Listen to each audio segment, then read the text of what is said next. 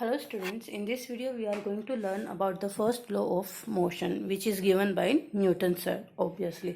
Okay, look, first of all Galileo sir थे, उन्होंने कुछ observations किए थे on the moment of any object. कोई भी ऑब्जेक्ट जब मूव कर रहा होता है एट दैट टाइम क्या चीजें हो रही है, ये सबसे पहले किसने ऑब्जर्व किए? गैलीलियो सर ने.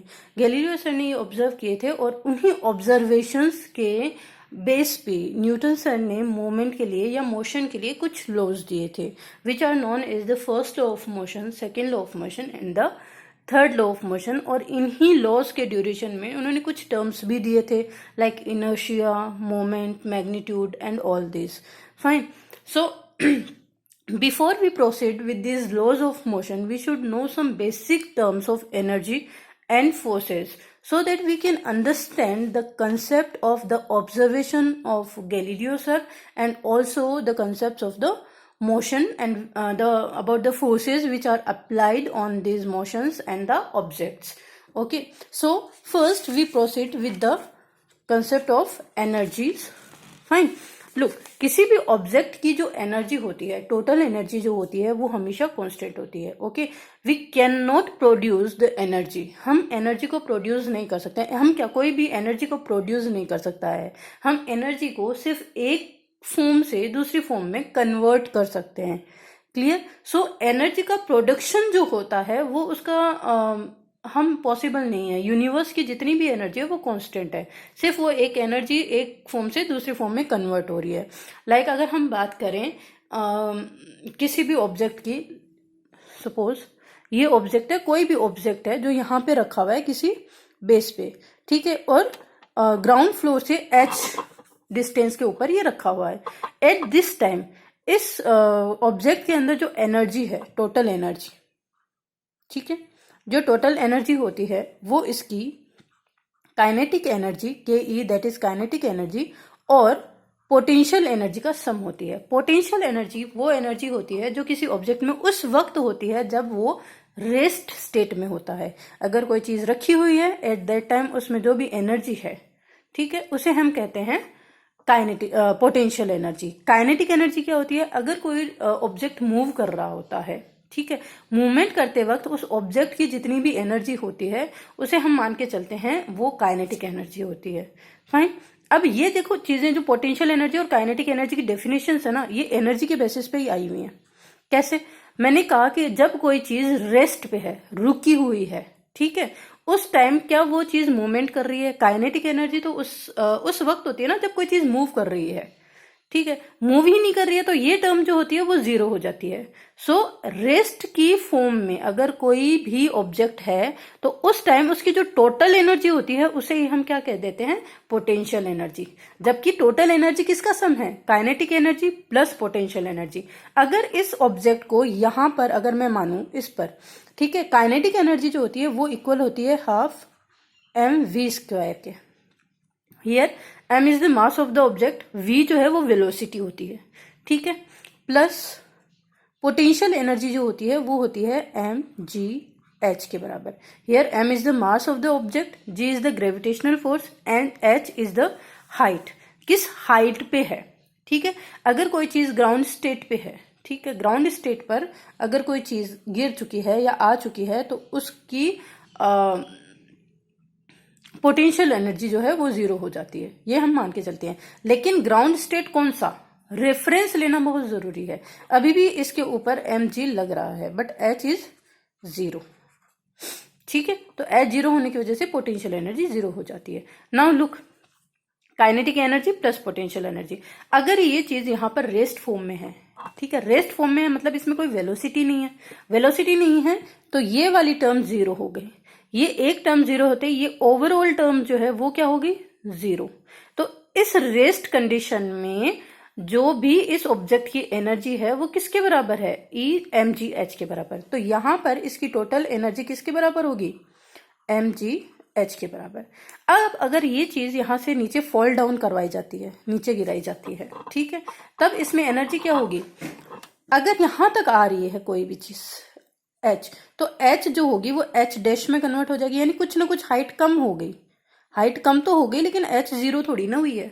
सो इस कंडीशन पर इस कंडीशन पर एनर्जी जो होगी वो वेलोसिटी की वजह से भी होगी, क्योंकि ये फॉल डाउन कर रही है। एच जो है वो कंटिन्यूअसली चेंज हो रहा है, बट एच जीरो नहीं हुआ है अभी। कंटिन्यूअसली चेंज तो हो रहा है एच, पर जीरो नहीं हुआ है। और वेलोसिटी क्योंकि ऊपर से नीचे की तरफ जाते वक्त ग्रेविटेशनल फोर्स भी लग रहा है, ठीक है, एम जी लगता है। एम जी जो लग रहा है उसकी वजह से वेलोसिटी कंटिन्यूअसली इंक्रीज हो रही है। इट मीन्स ये वाली टर्म कंटिन्यूअसली इंक्रीज हो रही है और ये वाली टर्म कंटिन्यूअसली डिक्रीज हो रही है। इसलिए हम कहते हैं कि जब कोई चीज नीचे की तरफ गिराई जाती है तो उसकी वेलोसिटी यानी उसकी काइनेटिक एनर्जी जो है वो तो बढ़ रही है और पोटेंशियल एनर्जी जो है वो कम हो जाती है। 8 मिड अगर हम कहीं पे इसकी बात करें तो इसकी काइनेटिक एनर्जी जो है इसकी टोटल एनर्जी क्या होगी, हाफ एम वी स्क्वायर, जो भी इसकी इस टर्म में वेलोसिटी है वो, plus M G H dash. देखो दोनों एनर्जीज आ रही है यहाँ पे बीच में कहीं, ठीक है।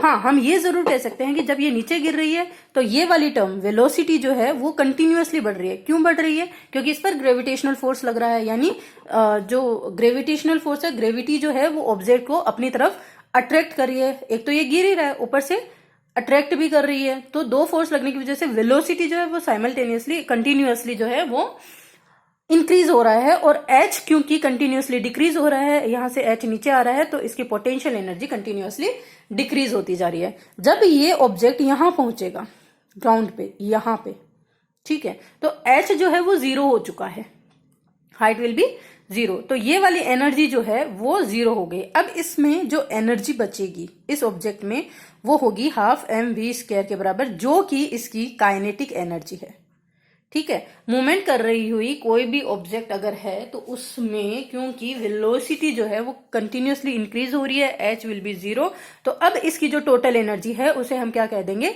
इसकी काइनेटिक एनर्जी है। अब काइनेटिक एनर्जी क्योंकि वेलोसिटी से रिलेटेड होती है, तो क्या ये चीज जो है वो यहाँ आके रुक जाएगी? नहीं। क्यों? क्योंकि इसमें वेलोसिटी है, एनर्जी है। जब तक एनर्जी जीरो नहीं होगी ये रेस्ट में नहीं आएगी। कोई भी चीज जब तक रेस्ट में नहीं आती जब तक कि उसकी एनर्जी जीरो नहीं हो जाती। तो यहां पर अगर कोई चीज नीचे गिरी है तो वो चीज यहां से टकराकर वापस थोड़ी देर ऊपर भी आएगी, थोड़ी ऊपर आएगी। क्यों? क्योंकि इस टाइम जब ये ऊपर की तरफ आ रही होगी उस टाइम इस पर ग्रेविटेशनल फोर्स नीचे की तरफ लग रहा है जो इसे नीचे पुल करेगा वापस, ठीक है। और एक फोर्स फ्रिक्शनल फोर्स और लगेगा। फ्रिक्शनल फोर्स इसके इस ऑब्जेक्ट के जब ये ऊपर की तरफ जा रहा होगा तो ये इधर जाना चाह रहा होगा और फ्रिक्शनल फोर्स भी किस साइड लगेगा, नीचे की तरफ, opposite to the direction of the movement, ठीक है। तो ये दोनों अपोजिट लगने की वजह से ये जो ऑब्जेक्ट है वो पूरा ऊपर की तरफ नहीं जाके थोड़ा ऊपर जाएगा और फिर वापस नीचे आएगा। इट मीन्स इसकी पूरी जो काइनेटिक एनर्जी है उसको भी ओवरऑल जीरो कर दिया जाएगा। जब इसकी एनर्जी ओवरऑल जीरो हो जाएगी, ठीक है, यानी पूरा कन्वर्जन ऑफ एनर्जी हो चुका होगा, तब ये चीज रेस्ट में आ जाएगी। So that is how we can say कि अगर कोई चीज यहां से मैं ड्रॉप कर रहा हूं, और फ्रिक्शनल फोर्स तो हमें पता ही है, वो सारे फोर्स जो कि किसी भी मूविंग फोर्स के मूवमेंट का अपोज करती है। लाइक अगर ये ऑब्जेक्ट इस साइड इस डायरेक्शन में जाना चाह रहा है तो वो सारे फोर्स जो इसको इस डायरेक्शन में जाने से रोक रहे हैं वही फोर्स जो है वो फ्रिक्शनल फोर्स कहलाते हैं। तो हमने तीन चीजें पढ़ी, kinetic energy, potential energy and the frictional force. Now look, अगर हम यही चीजें यहां अप्लाई करें कि कोई ऑब्जेक्ट यहां पे रखा हुआ है, ठीक है, यहां से इसको छोड़ा जाता है, इसका मूवमेंट इस साइड होगा, तो इस वक्त इस पर कौन कौन से फोर्स लगेंगे? अब यहां पर इसकी एनर्जी दोनों होगी। जो सबसे ज्यादा क्या है, mgh, ठीक है। काइनेटिक एनर्जी जीरो होती है, जब ये यहां तक आएगा तो पूरी काइनेटिक एनर्जी में कन्वर्ट हो जाएगा। mgh जो है वो पूरे काइनेटिक एनर्जी में कन्वर्ट हो चुका होगा इस वाली रेस्ट पे आते आते। अब यहां पर इसके पास सारी एनर्जी जो है वो काइनेटिक एनर्जी है। अब क्योंकि काइनेटिक एनर्जी है इसके पास, अभी भी ये मूवमेंट कर सकता है, एच जो है वो जीरो हो चुका है, तो ये क्या करेगा, ये इस साइड मूव करेगा क्योंकि इसके पास काइनेटिक एनर्जी है। इसके पास जाने के लिए सोर्स है, तो सोर्स होने की वजह से ये वाला मूवमेंट ऑब्जेक्ट इस साइड अब मूव करेगा। इस साइड मूव करते वक्त एक तो इस पर ग्रेविटेशनल फोर्स लग रहा है जो नीचे की साइड लग रहा है, ठीक है, और एक इस पर अपोजिट कौन सा फोर्स लग रहा है, फ्रिक्शनल फोर्स, जो इसके अपोजिट डायरेक्शन में लग रहा है, ये frictional force F frictional force, ठीक है। तो ये जब ऊपर की तरफ जाएगा, ठीक है, तो mgh जब तक ये तो ये ऑब्जेक्ट जब ऊपर की तरफ जाएगा उस वक्त टोटल एनर्जी जब तक इसकी काइनेटिक एनर्जी पूरी पोटेंशियल एनर्जी में यानी रुकने वाली एनर्जी में कन्वर्ट नहीं हो जाता तब तक ये ऊपर की तरफ मूव करेगा। लेकिन क्योंकि ये एक फ्रिक्शनल फोर्स के अगेंस्ट भी इसको काम करना पड़ रहा है तो ये पूरा यहां तक नहीं पहुंच के, इस एच हाइट तक दोबारा नहीं पहुंच के, इससे कुछ नीचे की तरफ ही रुक जाएगा। ठीक है, ये यहां पे रुक जाएगा। क्यों रुक गया? क्योंकि इसको फ्रिक्शनल फोर्स के अगेंस्ट भी काम करना पड़ रहा है, इसलिए कुछ एनर्जी इसकी जो है वो फ्रिक्शनल फोर्स के अगेंस्ट वर्क करने में चली गई। कुछ एनर्जी जो है काइनेटिक एनर्जी जो कि ओवरऑल एनर्जी थी उसका कुछ पोर्शन जो है वो फ्रिक्शनल फोर्स के अगेंस्ट काम करने में चला गया और कुछ फोर्स जो है वो mgh के फॉर्म में ऊपर की तरफ चल रहा है। तो जब तक ये यहां पे आएगा, अभी यहां आया, यहीं तक पहुंच पाएगा क्योंकि कुछ एनर्जी कम हो गई है। अब जब तक यहां आएगा तो अब इसकी एनर्जी क्या है यहाँ पे mgh डैश, ये h और ये h डैश है।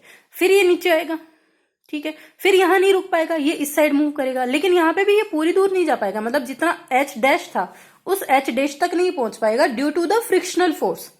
अगर फ्रिक्शनल फोर्स नहीं होता, अगर इस साइड कोई फोर्स नहीं होता तो वही ग्रेविटेशनल फोर्स जो यहां लग रहा था वही इसके यहां लग रहा है। भाई यहाँ पे भी तो जी लग रहा है, यहाँ पे भी जी लग रहा है, बाकी सारी चीजें तो इक्वल है। बस अब ये उसी हाइट पे पहुंचता जब जहां तक कि ये शुरू हुआ था। ये h है तो ये यहाँ पे h तक ही पहुंचता if frictional force is not there, but frictional force है इसलिए ये h डैश तक नहीं पहुंच के कुछ और नीचे आएगा, यहां तक आके रुक जाएगा। अब यहाँ पे हाइट मान लो h डबल डैश है तो यहां पर इसका एनर्जी क्या बचा, mgh डबल डैश। फिर ये नीचे आएगा, फिर ये इस साइड मूव करेगा, फिर वही फ्रिक्शनल फोर्स के अगेंस्ट काम कर रहा है तो पूरी दूर नहीं आ पाएगा, ये कुछ यहां आके रुक जाएगा।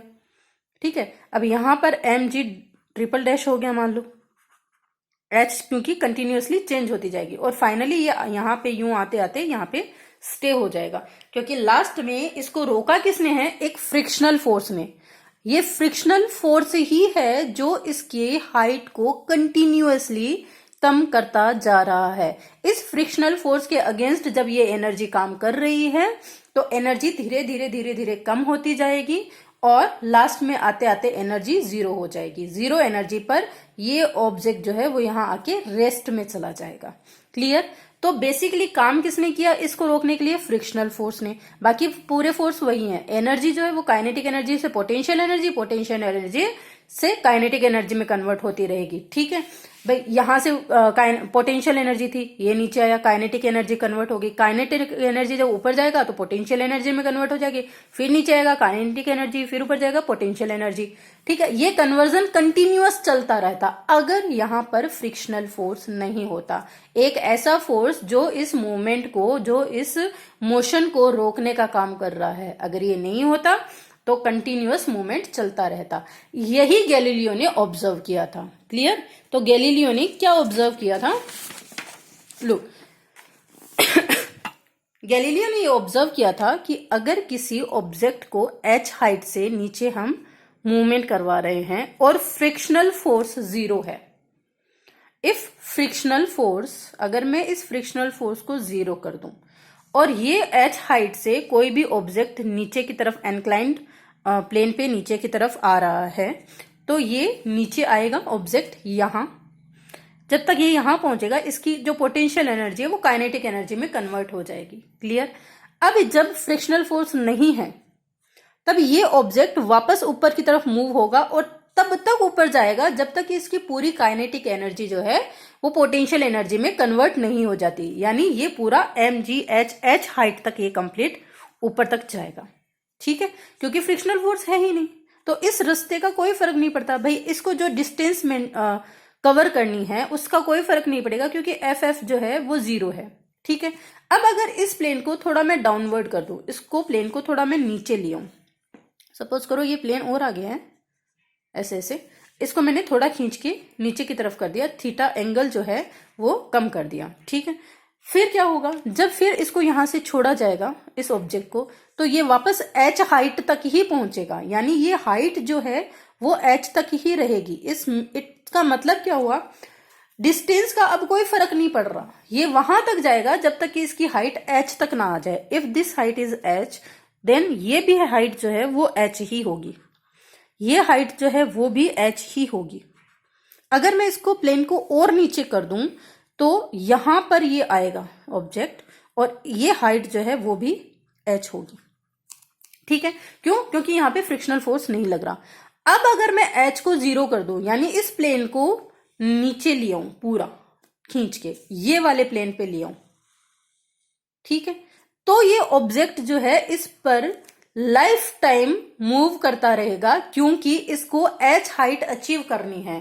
अब क्योंकि इसको रोकने के लिए mgh मिल नहीं रहा, क्योंकि h हमने कर दिया 0, mgh 0 करते ही अब क्योंकि यहां पर ये फोर्स कन्वर्जन नहीं हो पा रहा है, कोई अपोजिट फोर्स इस पर लग नहीं रहा है, फ्रिक्शनल फोर्स इस पर है नहीं, तो ये कंटिन्यूअसली, क्योंकि इसको रोकने के लिए कोई फोर्स नहीं है, तो ये कंटिन्यूअसली लाइफ टाइम तक मूवमेंट करता रहेगा, मूव करता रहेगा, जब तक कि यह h हाइट तक ना पहुंच पाए। सो गैलीलियो ने ऑब्जर्व किया, when an object is move down on an inclined surface, it will the velocity of the object will increase and the potential energy of the object will decreases. When it reach at the bottom of the plane, it will move towards the next side and achieve the height h. Continuously it converted in. If we decrease the angle of this plane, then marble will move toward in this direction until it can achieve the height h. Okay, ये h height achieve करने तक ऊपर की तरफ move on होता रहेगा. If we just decrease the theta at 0, अगर हमने थीटा 0 कर दिया तो ये मार्बल जो है वो लाइफ टाइम मूव ऑन करता रहेगा, क्योंकि इसको रोकने के लिए किसी भी तरह का कोई अपोजिट फोर्स है ही नहीं। तो फ्रिक्शन लेस सरफेस पर अगर कोई मार्बल मूव ऑन करवाया जाता है, रोल डाउन करवाया जाता है, तो यह उसी हाइट तक वापस जाएगा जिस हाइट से इसको छोड़ा गया है। यही गैलीलियो ने ऑब्जर्व किया था। ओके, और इस ऑब्जर्वेशन के बेस पे न्यूटन सर ने अपना फर्स्ट लॉ दिया था। Now move towards the Newton's first law. No, Newton sir ने लॉ दिया था that if the unbalanced force is 0 on an moving object, okay, so is 0 to decrease its speed. Okay, if an unbalanced force becomes 0 on an object, to decrease its speeds, the object will continue to move with the same constant speed. अगर किसी object के ऊपर unbalanced force की value 0 कर दी जाती है, जो कि अनबैलेंस्ड फोर्स काम क्या करता है, unbalanced force will decreases its speed. Okay, तो अगर इसकी स्पीड को डिक्रीज करने वाला अनबैलेंस्ड फोर्स किसी ऑब्जेक्ट पर 0 कर दिया जाता है, तो वो ऑब्जेक्ट कंटिन्यूअसली मूव करता रहेगा उसी सेम स्पीड से। This is the first law of Newton. And how we can state it? We can state an object remains in the state of rest और in uniform motion in a straight line unless an external unbalanced force is applied on it. So here we can write down an object remains in a state of rest or in uniform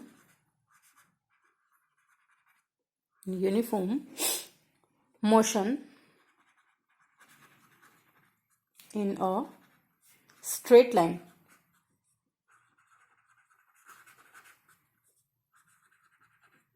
unless an external unbalanced force is applied on it.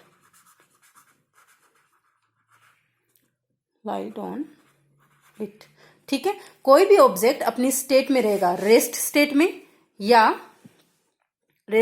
में या uniform motion, किसी straight line पर uniform motion की state में रहेगा, unless an external unbalanced force is applied on it, जब तक कि इस पर कोई एक्सटर्नल अनबैलेंस्ड क्यों? क्योंकि अगर बैलेंस फोर्स हुआ then force will become 0, balanced force का मतलब ही यही होता है, net force will be zero. अगर किसी भी ऑब्जेक्ट पर नेट फोर्स जीरो लग रहा है तो उसकी स्टेट में वैसे भी कोई चेंज नहीं आने वाला, ठीक है। So we should mention unbalanced force. Unbalanced force इसलिए क्योंकि अनबैलेंस्ड फोर्स होगा तो स्पीड में या तो डिक्रीमेंट आएगा या इंक्रीमेंट आएगा या स्टेट चेंज होगा। Okay, unbalanced force is applied on it. किसी भी ऑब्जेक्ट पर जब तक कि कोई एक्सटर्नल फोर्स नहीं लगाया जाएगा तब तक वो जो ऑब्जेक्ट है वो अपनी स्टेट में ही रहेगा। लाइक अगर रेस्ट में है तो रेस्ट में रहेगा, और अगर यूनिफॉर्म मोशन कर रहा है तो उसी लाइन पे यूनिफॉर्म मोशन करता रहेगा। लुक, स्ट्रेट लाइन क्यों कहा गया? अगर हमने डायरेक्शन चेंज कर दी तो एक्सिलरेशन आ जाएगा, राइट। वेलोसिटी की डायरेक्शन चेंज करते ही किसी भी ऑब्जेक्ट में एक्सेलरेशन आ जाता है। So we should mention straight line. Clear? So this is the first law of Newton. Okay, और सिंपली जाहिर सी बात है, अगर कोई भी ऑब्जेक्ट मूव कर रहा है किसी सरफेस पर, जब तक कि इसको रोकने के लिए कोई फोर्स अप्लाई नहीं होगा, और वो रोकने वाला फोर्स कौन सा होता है? फ्रिक्शनल फोर्स, है ना। जब तक कि इस पर फ्रिक्शनल फोर्स अप्लाई नहीं होगा, ये इसी डायरेक्शन में इसी वेलोसिटी से चलता रहेगा। Clear? So this is the first law of motion. अब फर्स्ट लॉ ऑफ मोशन में कुछ और टर्म्स दिए गए, like mass and inertia. They are mass and inertia.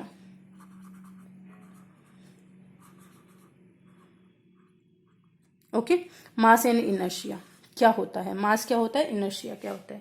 Look, अगर हम किसी हल्की चीज को मूवमेंट करवाना चाहते हैं तो वो इजीली मूव कर सकती है, थोड़ा कम फोर्स लगाना पड़ता है, ठीक है।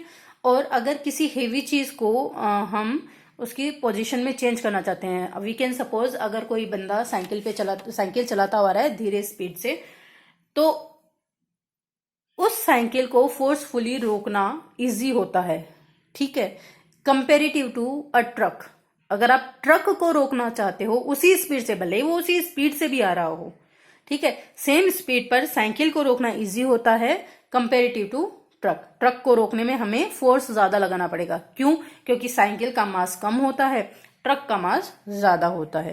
क्लियर? इसी तरह से अगर हम किसी चीज को मूव करवाना चाहते हैं तो साइकिल को मूव करवाना, साइकिल को आप धक्का देके भी मूव करवा सकते हो इजीली, बट क्या आप ट्रक को धक्का देके मूव करवा सकते हो? नहीं, ठीक है। क्यों नहीं करवा सकते? क्योंकि ट्रक का मास ज्यादा होता है। सो इनर्शिया क्या होता है? Inertia is the property of maintaining state of rest और to keep moving with uniform velocity is called inertia of the body, ठीक है। किसी भी बॉडी की वो प्रॉपर्टी जो कि अपनी स्टेट चेंज को अपोज करती है, रेजिस्ट करती है, उसी प्रॉपर्टी को हम इनर्शिया कहते हैं, ठीक है। अगर कोई हल्की चीज है वो भी रेजिस्ट करेगी, हमें फोर्स उस पर भी लगाना पड़ेगा अपनी स्टेट चेंज में, ठीक है।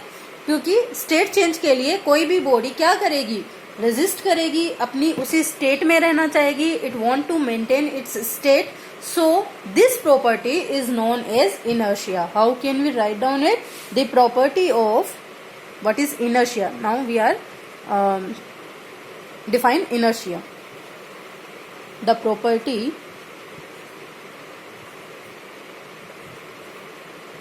of maintaining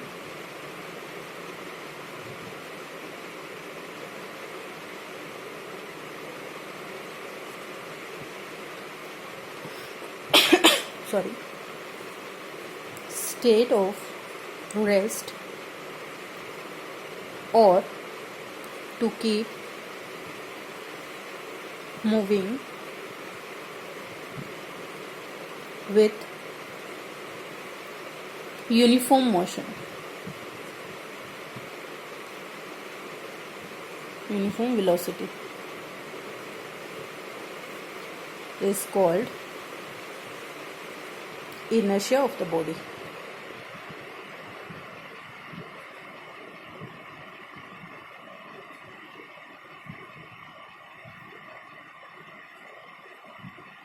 Clear? So the property of maintaining state of rest or to keep moving with uniform velocity is called inertia of the body. किसी भी बॉडी की वो प्रॉपर्टी जो कि अपनी स्टेट चेंज को रेजिस्ट कर रही है या अपनी स्टेट को मेंटेन रखने की कोशिश कर रही है, जो जिस स्टेट में है वो उसी स्टेट में रहना चाहती है, ठीक है। और अभी हमने क्या पढ़ा था कि कोई भी अगर हैवी ऑब्जेक्ट है तो ज़्यादा रेजिस्ट करेगी अपनी स्टेट चेंज का, और हल्की बॉडी है तो वो कम रेजिस्ट करेगी अपनी स्टेट चेंज का। So how we can relate the mass with inertia, that heavy objects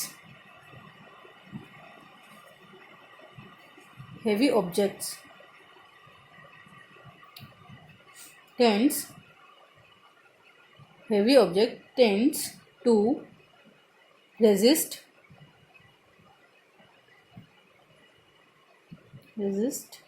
more towards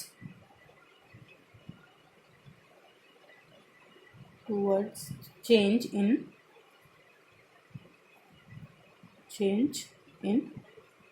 state of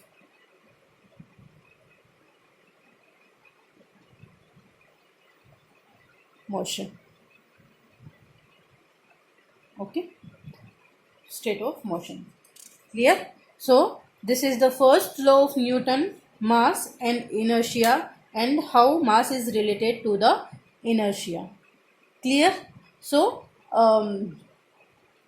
look, इस इनर्शिया का हम ना ऑब्जेक्ट जो रियल लाइफ होती है हमारी, उसमें भी हम काफ़ी बार जो है एग्जांपल देख सकते हैं। लाइक अगर हम किसी बस में ट्रेवल कर रहे हैं और सडनली ब्रेक लगता है, तो हमारी जो बॉडी सीट के साथ बैठी हुई होती है वो तो वहीं रुक जाती है, लेकिन क्योंकि हमारी अपर बॉडी जो है वो मूवमेंट में होती है, ठीक है, मोशन कर रही होती है बस के साथ, तो बस के साथ वो मोशन में होते होते वो अपनी स्टेट चेंज का यानी मूवमेंट वाली चेंज का रेजिस्ट करती है। तो जैसे ही सडन ब्रेक लगता है, हमारी नीचे की body, like we are sitting here in a bus, यहाँ पे मान लो हम बैठे हुए हैं, सीट मुझे अच्छी बनानी नहीं आती है but I am trying, okay.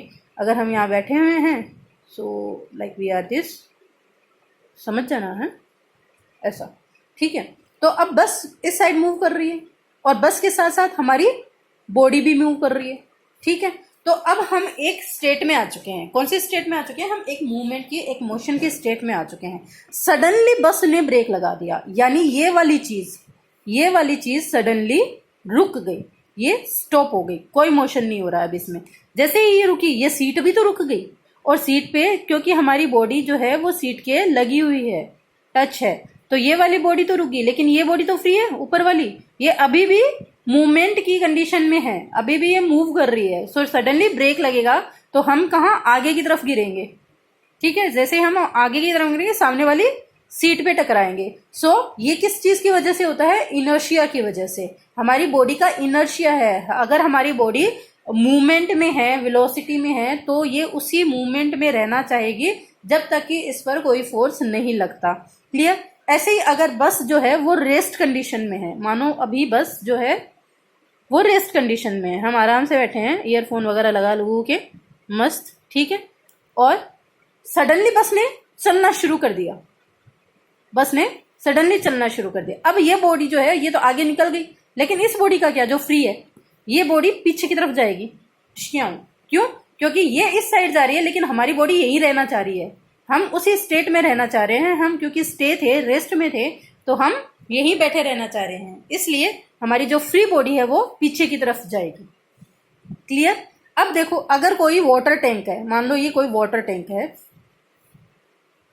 ठीक है, ये ट्रक के ऊपर होता है लगभग, और यहाँ आगे ट्रक लगा हुआ होता है, सम टायर्स आर देयर, कुछ भी, यहाँ पे पानी है, ठीक है। अब ये एक कांस्टेंट स्पीड से ट्रक के साथ चल रहा है, तो पानी भी तो साथ साथ मूव कर रहा है।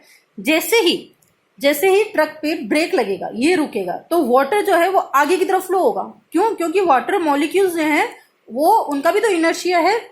उस इनर्शिया के तहत, क्योंकि ये मूवमेंट में थे, एक स्ट्रेट लाइन में मूव कर रहे थे, तो मूव करते करते जैसे ही ये ट्रक रुका, जो इसके लिंक में थे, जो इसके कॉन्टेक्ट में थे, वो मॉलिक्यूल तो रुक गए, लेकिन ऊपर के मॉलिक्यूल जो कि फ्री हैं अभी भी मूवमेंट करने के लिए, वो क्या करेंगे? वो सीधा आके यहाँ टकराएंगे, आगे की तरफ मूव करेंगे, तो पानी जो है वो आगे की तरफ, it move towards the front side of the tank. Clear? तो जैसे ही ट्रक रुकता है, वैसे ही वाटर जो है वो फ्रंट साइड में आके यहाँ पे टकराएगा, फ्रंट साइड में आके टकराएगा। क्लियर? सो इस तरह के कुछ क्वेश्चंस जो हैं वो जनरली आते भी हैं. These are related to inertia. Okay, so this is inertia and the first law of the motion. I hope you can understand the concepts.